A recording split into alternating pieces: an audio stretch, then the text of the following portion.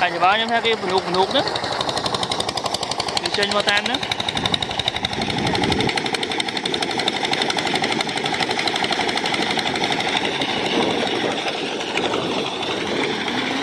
này đi cái lại cái nhục sầu trô vậy thôi nhé đi một cái tục sao á nó giờ đi tới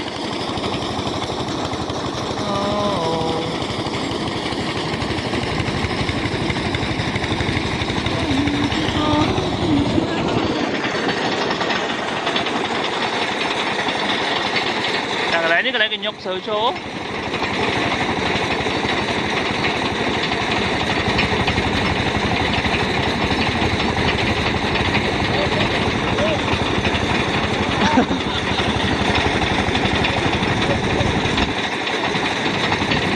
cái nhục trô ấy mày giờ bán chị ăn đi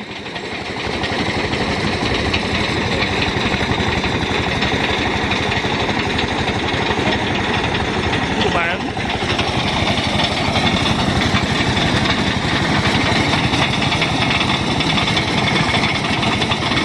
tại đâu mấy sữa phục cái bộ họ sao cái nhục thôi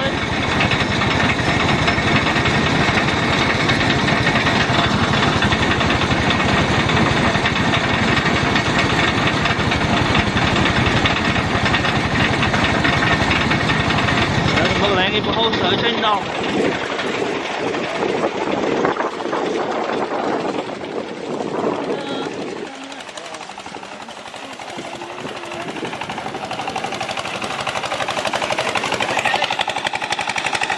đây là cái bộ hồ sơ trên máu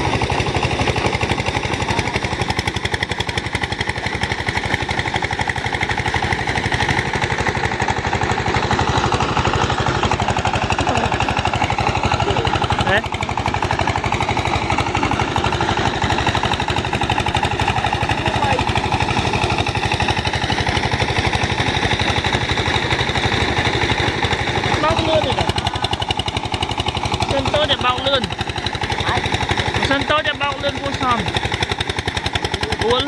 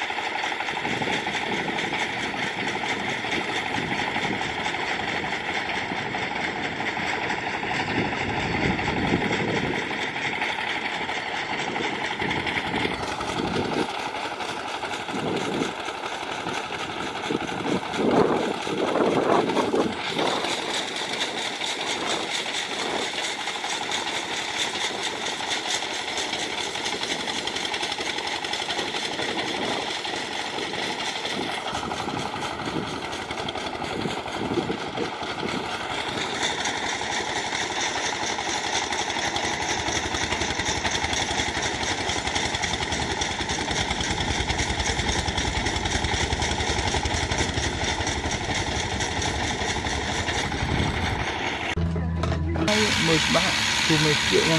Mai cỏ.